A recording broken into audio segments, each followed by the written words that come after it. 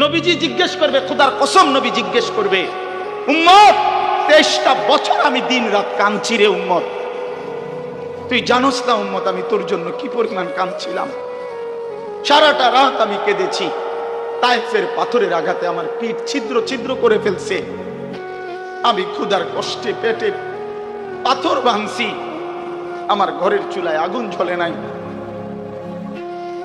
আমি দান্দার শহীদ করে সারাটা দেহ রক্ত মাখা হয়ে বেহুশ হয়ে উহুদের প্রান্তরে পড়েছিলাম, এত কাঁদলাম, এত রক্ত ঝরাইলাম, 23 বছরের বিনিময়ে উম্মত আমি বুঝি তোর কলজাটা নরম করতে পারলাম না। কি বলবেন ভাইয়া? এই ছেলেরা বাপ কি বলবা তোমরা? বলো দোস্ত। আল্লাহ আমাদেরকে বুঝ দান করে, আল্লাহ আমাদেরকে ফিকির দান করে, আল্লাহ তাআলা আমাদের সবাইকে কবুল করে। বাস্তব কথা হলো মাহফিলটা আসলে অনেক ভিতরে, আমার ডায়েরিতে লেখা কসবা, আর এটা এতটা ভিতরে আমি কল্পনাও করতে পারি নাই। আগের থেকে যদি আমার জানানো থাকতো যে এটা এত ভিতরে, তাহলে আমার এতটা কষ্ট হইতো না। আমার আরেকটা মাহফিল আছে মাধবপুর মিরপুর, আমি কখন যাবো কিভাবে যাবো আমি কিছুই বুঝতেছি।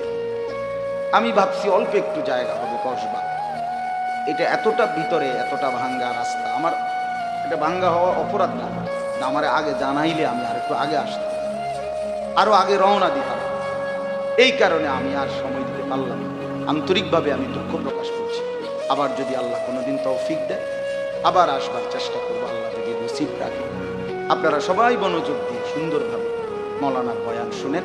আল্লাহ তাআলা আপনাদের এই মাহফিল, এই মাদ্রাসা, নওজোয়ান সাথী তোমরা অনেক আসছো, মাশাআল্লাহ, আল্লাহ তোমাদেরকে উত্তম বিনিময় দান করে।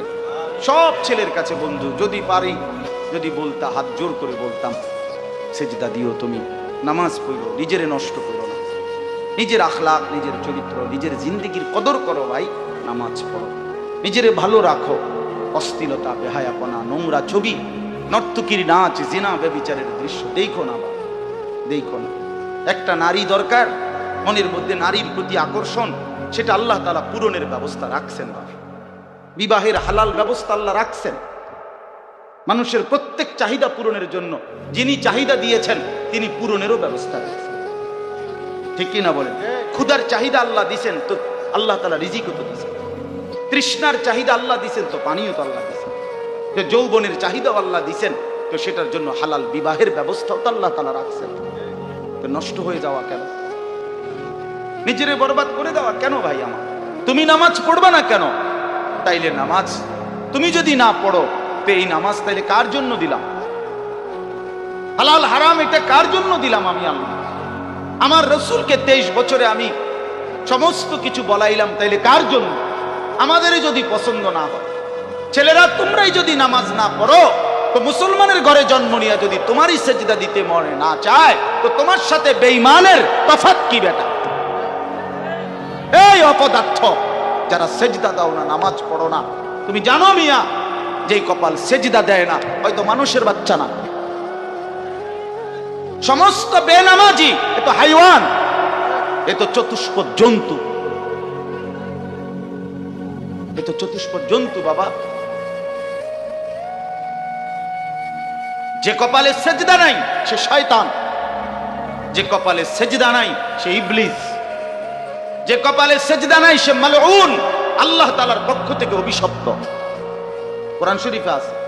ইবলিসকে কেন ইবলিস বলে? সেজদা দেয় না। শয়তানকে কেন শয়তান বললো? আগে কি তারা শয়তান কইতো? সেজদা দেয় নাই, তো এখন থেকে শয়তান। সেজদা দেয় নাই, এখন থেকে ইবলিস। সেজদা দেয় নাই, এখন থেকে রজিম, অভিশপ্ত।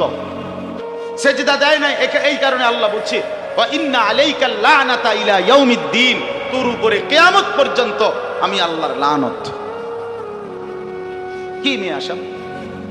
কি বলো ভাই? এত লানত নিয়া, আল্লাহর এত অভিশাপ নিয়া দুনিয়ায় চলবে কেমনে? আখিরাত চলবে কেমনে? জীবন মানে শুধু কয়টা ভাত মাছের নাম ভাইয়া? একটু ঘুমাইতে পারলাম, একটু খানা দানা খাইলাম, কয়টা টাকা রোজগার করলাম, যৌন চাহিদা, লজ্জাস্থানের চাহিদা পূরণ করলাম, খালাস, এরই নাম দুনিয়া? এ তো জন্তু জানোয়ারেরও পূরণ হয়। গরু, ছাগল, কুকুর, বিড়ালও তো খায় ভাই, এরাও তো ঘুমায়, এরাও তো পেশাব পায়খানা করে, এদেরও তো যৌন চাহিদা পূরণ করে, নাহলে কুত্তার বাচ্চা হয় কেমনে, বিড়ালের ছাও হয় কেমনে? সে যদি যৌন চাহিদা পূরণ না করে, তো জীবন মানে এটুকুই, জীবন মানে দূরই। তাহলে পার্থক্য কি আমাদের? পার্থক্য কোথায় বাপ? তো আল্লাহ তাআলা আমাদের কাছে বললেন, ইত্তাকুল্লাহ, বান্দা আমি এটা চাই তোমার কাছে, তুমি গুনাহ করো আর 10 জন যা ইচ্ছা তাই করো, তুমি নাফরমানি করো না, তুমি আমার পছন্দের বান্দা, আমার গোটা জান্নাত আমি তোমার জন্য বানাইছি, তুমি আসবা ঈমান নিয়া, তাকওয়া নিয়ে, আমি আমার পুরাটা জান্নাত, অনন্তকালের জান্নাত তোমারে বুঝাই দেব। আলহামদুলিল্লাহ। এরপরে আমাদের প্রিয় ভাই, আমাদেরও অনেক পছন্দের বক্তা মাওলানা মুফতি ইউসুফ বিন ইকবাল বয়ান করবে। আপনারা তার বয়ান মনোযোগ দিয়ে আন্তরিকতার সাথে শুনবেন। অনেক সুন্দর বয়ান করে, আমি নিজেও ব্যক্তিগতভাবে তার বয়ান খুব শুনি। আমার শায়েখ আল্লামা মুফতি মুশতাকুন নবী কাসিম, তিনিও তার অত্যন্ত পছন্দের একজন আলোচক এই মাওলানা। জন্য দয়া করে পুরা বয়ান শুনে দোয়া করে এরপরে যান, আল্লাহ তৌফিক দান করুন। কোরআনুল কারীমের এই সূরা মুরসালাত, এই সূরার যে শেষ 10টি আয়াত, এই 10টা আয়াতের মধ্যে আল্লাহ তাআলা মৌলিক যে কথাটা বলতে চেয়েছেন, সেটা হলো আমরা যারা মুসলমান এখানে বসা, আমরা যারা মুমিন, নিজেদেরকে চিনি, জানি যে আমরা মুসলমান, আমরা মুমিন, তো আমাদের কাছে আল্লাহ তাআলা সবচেয়ে গুরুত্বপূর্ণ একটি জিনিস চায়। কোরআনুল কারীমে আল্লাহ তাআলা আমাদের মুমিনদেরকে, ঈমানদারদেরকে ডাক দিয়ে দিয়ে বারবার এই চাওয়াটা বলেছেন, ইয়া আইয়ুহাল্লাযীনা আমানুত্তাকুল্লাহ। এই কথাটা আল্লাহ তাআলা কোরআনুল কারীমে বহুবার বলছেন। হে ঈমানদারগণ, হে মুমিনগণ, তোমরা যারা বুঝো যে তোমরা মুসলমান, তোমরা মুমিন, তোমরা ঈমানদার, তো আমি আল্লাহ তোমাদেরকে বলছি, ইত্তাকুল্লাহ, তোমরা তাকওয়া অবলম্বন করো, তাকওয়া অবলম্বন করো, আল্লাহকে ভয় করো, তাকওয়া গ্রহণ করো। এই কথাইটাই তাকওয়া। প্রত্যেকটা ঈমানদার, প্রত্যেকটা মুসলমান, ছোট বড়, জওয়ান বুড়ো, আমাদের সমস্ত ব্যক্তিকে আল্লাহ তাআলা বলেছেন বারবার, ইত্তাকুল্লাহ, আল্লাহকে ভয় করো, মানে তাকওয়া অবলম্বন করো। ছেলেরা তোমরা ভাই এই হাতে ধরা যে মোবাইলগুলো, এটা নামায় ফেলো। আরে ভাইয়া, আমাদের চেহারার দিকে তাকাই আসো, শুধু শুধু এই মোবাইলটা নিয়ে ব্যস্ত হওয়ার কিচ্ছু নাই বাপ। এতে এমনিতেই মোবাইলে অনেক বয়ান আছে অনর্থক, এটার দিকেই যদি পুরা তাকায়া থাকো, তো তাইলে আলেমের দিকে তাকাইবা কেমন? এই জন্য দোস্ত, এটা জরুরি বিষয়, এটা এতটুকু বোঝা উচিত, সবসময় মনে রাখা দরকার। সারাক্ষণ মোবাইল এটা নিয়ে ব্যস্ত থাকা, এটা আসলে একটা অসভ্যতা ছাড়া আর কিচ্ছু। এটা এত পাগল মানুষ হয় না, সামান্যতম বিবেক কাজ করা উচিত, বুদ্ধি বিবেচনা, নিজের আকল দেমাগ কাজ করা উচিত, যে ভাই আমি কতক্ষণ, এক মানুষ বুঝি সারাদিন এটা নিয়ে থাকে, তাহলে আমাদেরকে আল্লাহ তাআলা কেন বানাইলেন? এই পৃথিবীতে আমরা আসলাম কেন? আমার জীবনের উদ্দেশ্যটা কি? ন্যূনতম আকল তো থাকা উচিত যে আমি আসলাম কেন, কে পাঠাইলেন আমারে, কেন পাঠাইলেন, আর কাছ থেকে আমি আসলাম, আমি যাব কোথায়? প্রতিনিয়ত মানুষগুলো যে মারা যায়, ওরা যাচ্ছে কোথায়, কি হবে তাদের? এই সামান্যতম বুদ্ধি দিমাগ একটা প্রাপ্তবয়স্ক ছেলে, তোমরা কারো বয়স 14 বছর, কারো 16 বছর, কারো 18 বছর, এ তো পরিণত বয়স, মানে পরিপক্ক বয়স। ওয়ালাম্মা বালাগা আশুদ্দা, একেবারে পূর্ণ শক্তির টাইম। কোরআন শরীফে আল্লাহ তাআলা মানুষের হায়াতকে 3টা ভাগে ভাগ করছে। একটা হলো জন্মের পরবর্তী শিশুকাল, আরেকটা হলো যৌবনকাল, আরেকটা হলো বৃদ্ধকাল। এই 3টার মধ্যে আল্লাহ তাআলা নিজেই বলছেন শিশুকাল এবং বৃদ্ধকাল দুইটাই দুর্বল, দফ। এই শব্দের অর্থ দুর্বলতার সময়। আর শুধু কেবল আল্লাহ তাআলা যৌবন কালকেই বলছেন কুওয়াতান, শক্তির সময়। শক্তি, সামর্থ্য, শৌর্য, বীর্য এই সবটাই যৌবন কাল। এই জন্য শক্তির সময়, সামর্থ্যের সময় মেহনত করতে হয়। যৌবন কালটাই জিন্দেগির প্রধানতম সময়। ভালো কিছু করলেও এই টাইমে, নিজেরে নষ্ট করে দিলেও এই টাইমে, গড়লেও এই হায়াত, এইটাই সুযোগ, বরবাদ করে দিলেও এটা সুযোগ। বুড়া মানুষ, বয়স্ক লোক ইচ্ছা করলেও অনেক নেক কাজ করতে পারে, ইচ্ছা করলেও অনেক গুনার কাজও করতে পারে। বয়স হয়ে গেছে 60 বছর, 70 বছর, এখন চাইলেই সারা রাত তাহাজ্জুদ করতে পারবে, চাইলেই সারা রাত নাচের আড্ডায়ও থাকতে পারবে, শরীরে কুলাবে না, ইচ্ছা থাকলেও পারবে না। ইচ্ছা করলেই আল্লাহর জন্য জান কোরবানি করে দ্বীনের জন্য কঠিন মেহনত, মুজাহাদা করতে পারবে। এটা স্বাভাবিক। আমার মনে আছে একটা সময় 2.5 ঘন্টা 3 ঘন্টাও পায়ে হাইটা কোথাও মাহফিলে গেছে, এখন আর এটা সহ্য হয়। তাইলে হায়াতের একটা অংশ আছে মানুষের। এই জন্য প্রিয় ভাই, সবাইকে বললাম, তুমি যদি কমপক্ষে নিজের হায়াতের কদর না করো, নিজেকেও যদি কমপক্ষে না বুঝলা, কি বুঝলা জীবন, এই সমাজ, এই দেশ, এই জাতি, নিজের এলাকা, পাড়া, মহল্লা, কারো কোনো উপকার করলা না, কমপক্ষে নিজের উপকার তো করো। নিজের ভালো, নিজের কল্যাণ, নিজের জন্য তো কমপক্ষে, যে আমি যে একটা মানুষ, আমি যে সারাদিন এক ওয়াক্ত নামাজ পড়ি না, সারাদিন মোবাইলের মধ্যে নাচ, গান, ছবি, নর্তকীর সিনেমা, নাটক, অস্থির দৃশ্য, উলঙ্গ ছবি, সারাদিন সমবয়সী বন্ধুদের সাথে আড্ডা দিলাম, দুষ্টামি করলাম, ফালতু কথাবার্তা করে কাটাইলাম। আচ্ছা, এটা রাত শেষে ঘুমের টাইমে হলো তো মানুষের বিবেকে একটু হলো নাড়া দেওয়া উচিত, আমি বাস্তবিক অর্থে সারাদিন কি করি। এতটুকু দেমাগ যদি, এতটুকু আকল যদি কারো না থাকে, এইটা সুস্থ মানুষ কি? এ তো স্বাভাবিক মানুষ না ভাই, এ তো প্রতিবন্ধী, এ তো পাগল, মাতা, অসুস্থ মানুষ। এই জন্য দোস্ত আমার, বন্ধু আমার, এর কমপক্ষে অনুরোধ করলাম, প্রত্যেকটা অনেক ছেলে, মাশা অনেক নওজোয়ান, আমার অনুরোধ রইল, এতটুকু দিল দিয়া ভাইব, নিজেরে নিয়ে শুধু ভাইব, আর কিছু না করো, নিজেরে ভাইব।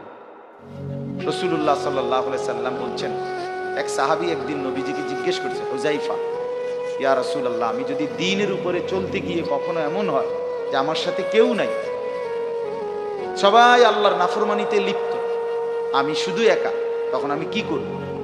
আল্লাহর নবী সাল্লাল্লাহু আলাইহি সাল্লাম বললেন, ওয়ালাউ আন তাআদ্দা বিআসলি শাজারাত, প্রয়োজনে তুমি একটা গাছের গোড়ালি, শিকড় কামড়াইয়া ধইরা পড়ে থাকবে একা, তারপরও দ্বীন ছাইরো, আল্লাহকে ছাইরো না, ইবাদতকে ছেড়ে দিও না। সবাই বদলে যায়, সবাই নষ্ট হয়ে যায়, সবাই চরিত্রহীন হয়, তারপরেও কমপক্ষে নিজের হেফাজত। রাসূলুল্লাহ সাল্লাল্লাহু আলাইহি ওয়াসাল্লাম বলছেন, মানুষের মধ্যে অন্যায়, নাফরমানি, মানুষের মনের চাহিদা, খেয়াল খুশি, খামখেয়ালি, এগুলো যখন বেড়ে যাবে, আল্লাহ নবী সাল্লাল্লাহু আলাইহি সাল্লাম বলছেন, ফাআলাইকা বিখাসাতি নাফসি, শুধু তখন নিজেরে আঁকড়ায় ধরো, ওয়া দাইল আওয়াম, যাও, না পারলে মানুষের ছেড়ে দাও, আমি আর পারলাম না, কিন্তু কমপক্ষে নিজেরে নষ্ট করো, নিজেরে বরবাদ করো, নিজের নামাজটুকু পড়ো, নিজের চরিত্রটা ভালো রাখো। এটা কি জীবন যে আমি পানের পানির মতো, স্রোতের মতো ভেসে গেলাম, চরিত্রহীনতায়, অশ্লীলতায়, বেহায়াপনা, রাত শেষে, দিন শেষে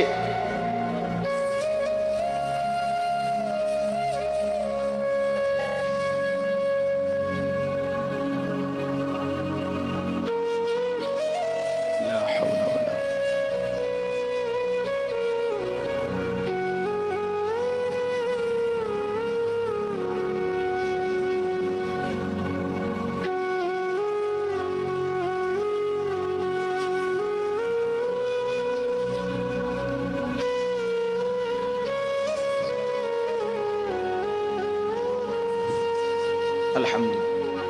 এজন্য ভাই আমি এটা অনুরোধ করলাম, আমি আরো পরে বললাম হইলে এখনই বলে ফেললাম, বাস্তবিক যে আমরা যেন প্রত্যেকে বয়স্ক মানুষ যারা আছেন, চাচারা বাবারা, আপনারাও ভাইবেন, শেষ পর্যন্ত হায়াতের শেষ সময় ইনসাফের সাথে চাচা জিন্দিগির হিসাব মিলাইয়েন।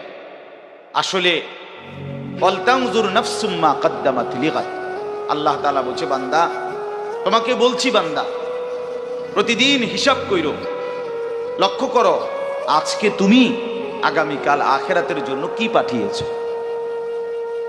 ধরে নাও আজ তোমার মৃত্যু, তো এরপরে পৃথিবী থাকলে থাকতো আর কি, আমি তো আর নাই। আমি মরে গেলে ভাইয়া পৃথিবী মনে করো আরো অনেক দিন থাকছে, পৃথিবী ধ্বংস হয় নাই, বুঝলাম কিয়ামত আরো 100 কোটি বছর পরেই হোক না, কিন্তু আমি তো আর নাই, আমার হায়াত তো শেষ, আমি তো আর পৃথিবীতে ফিরবো না। তাই এরপরে পৃথিবীর সবাই যদি চাঁদের দেশেও চলে যায় আমার কি লাভ? এরপরে মানুষ সব যদি স্বর্ণের বাড়িতেও থাকে আমার কি ফায়দা?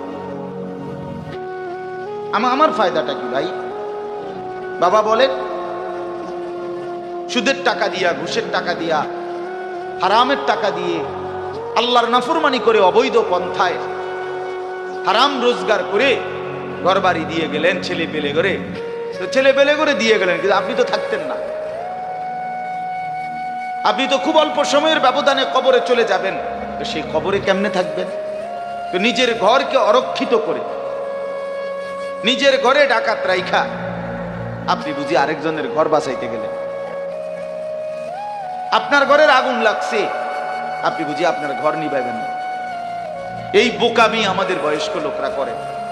শেষ বয়সে হারাম টাকা, সুদের টাকা দিয়া, অবৈধ টাকা দিয়া, কিস্তিতে টাকা দিয়া ঘর করে দিছে, জমি কিনে দিছে, বাজারে ভিট লইয়া দিছে, দোকান নিয়ে দিছে, বিদেশ পাঠাইয়া দিছে, বাপ হিসাবে 12 লাখ টাকা সুদে লিছে, কিস্তিতে নিছে। হায় মুসলমান, কি করলেন? ওই বিদেশ যাইতে যাইতে যদি আপনি মরে যান, এরপরে এই টাকা, এই হারামের টাকা দিয়ে আপনার কবর কি হবে? তো নিজের ঘর, নিজের কবর বরবাদ করে দিলেন কেন চাচা? এই জন্য দয়া করে বয়স্ক চাচা আপনাদেরকেও বলি, নিজের উপরে রহম করুন। 60 বছর বয়স, এখনো বিড়ি সিগারেট খান, তো ছাড়বেন কোন দিন? 60 বছর বয়স, এখনো চা দোকানে বসে বসে রঙিন টেলিভিশনে নাচ গান দেখেন, তো ছেড়ে দিবেন কোন দিন চাচা? হ্যাঁ, আপনি মরবেন কোন দিন? কবরে যাবেন কোন দিন? এখনো সময় হয় নাই, আখিরাতের কথা মনে পড়বার টাইম আজও হয় নাই। 60 বছরও কবরের কথা মনে পড়লো না। আহা, কি পাষাণ মানুষ! মুসলমান এত শক্ত হয় কেন? ইমানদার এত কঠিন হয় কেমনে ভাইয়া? এই জন্য দয়া করে আল্লাহ তাআলা আমাদের কাছে চায়, বান্দা তোমাদের ইমান, তোমরা মুমিন, তোমরা আমার ইমানদার বান্দা। এই জন্য আমি তোমাদেরকে বলছি, ইত্তাকুল্লাহ, ইত্তাকুল্লাহ, ইত্তাকুল্লাহ, ইত্তাকুল্লাহ। তোমাদেরকে বলছি, আপন মনে করে বলছি, তোমাদের ইমান আমি নিলাম, তোমাদের মুসলমানের পরিচয়টা আমার দেওয়া। আমি যদি মুসলমান মায়ের ঘরে জন্ম না দিতাম, তো পৃথিবীর কোন শক্তি তোমারে ইমানদারের ঘরে জন্ম দিতে পারতো না। আমি বানাইছি বান্দা। ইন্না খালাকনাল ইনসান, মানুষকে তো আমি সৃষ্টি করেছি মিন নুতফাতিন আমশাজ, স্বামী স্ত্রীর মিশ্র বীর্যের ফোঁটা থেকে আমি বানিয়েছি। তাহলে কোন ঘরে কাকে দেব, কোন দিনের মিলনে কাকে দেব, এ তো আমার ফয়সালা, আল্লাহ তাআলার ফয়সালা। এই জন্য বাপ আমার, আল্লাহ তাআলা আমাদেরকে ঈমান দিয়েছেন, আমাদের মুসলমানের পরিচয় দিয়েছেন। আমি 72 বছর বয়স, এমন বয়স্ক লোক, উনি হিন্দু, ওনারে আমি কালেমার দাওয়াত দিছিলাম 2.5 ঘন্টা, 3 জন আলেম নিয়া 2.5 ঘন্টা আমি ওনারে বুঝাইছি। ওনার 2 ছেলে মুসলমান হয়ে গেছে, মুসলমান বড় হয়ে গেছে, ওরা বাচ্চা কাচ্চা নিয়ে সংসার, কিন্তু ওই চাচা 72 বছর বয়স। আমি নিজে অজরে কাঁদছি বেচারার সামনে। ওই চাচার সামনে, চোখের পানি ফেলে কাঁদছে। আমরা তিনজন মাওলানা কাঁদছি ওনার সামনে, যে চাচা আপনি, আপনার দুইটা ছেলে মুসলমান, আপনি কালেমাটা একটাবার পড়েন, আপনি জাহান্নামের আগুন থেকে বাইচা যাবেন। উনি বলতেছেন আমি এটা পড়বো না। পড়ে নাই, একবারও বলে না। তখন আমি আমার সাথীদেরকে বললাম, দেখেন ৭২ বছর জীবনের চলে গেছে, এই লোকটার জবান দিয়া কোনোদিন তার মালিকের নাম উচ্চারণ হয় না। আর অথচ আমরা সেই ছোট্টবেলায় 2 বছর বয়সে মায়ের কাছ থেকে যখন কথা বলা শুরু হয়েছে, আমাদের মার মাধ্যমে, বাবার মাধ্যমে, ছোটবেলায় মক্তবের হুজুরের মাধ্যমে থেকে শুরু করে আজকে পর্যন্ত কত লক্ষবার, কত হাজারবার এই কালেমা আমরা, আল্লাহ তাআলা আমাদেরকে উচ্চারণের তৌফিক দান করেছেন। এই নিয়ামতের কি শুকর বাপ? আল্লাহ তাআলার এই দয়াটার শুকরিয়া কি করবে? আল্লাহ যে আমারে মুসলমানের ঘরে জন্ম দিয়েছে। আমি যদি কোনোদিন কালেমা না চিনতাম, আমি যদি কোনোদিন ইমানদারের ঘরে না হতাম, আমার জবান দিয়ে মৃত্যু পর্যন্ত যদি কোনোদিন কালেমা লা ইলাহা ইল্লাল্লাহ উচ্চারণ না হতো, তো আমার মৃত্যু হলে কি পরিণতি হতো?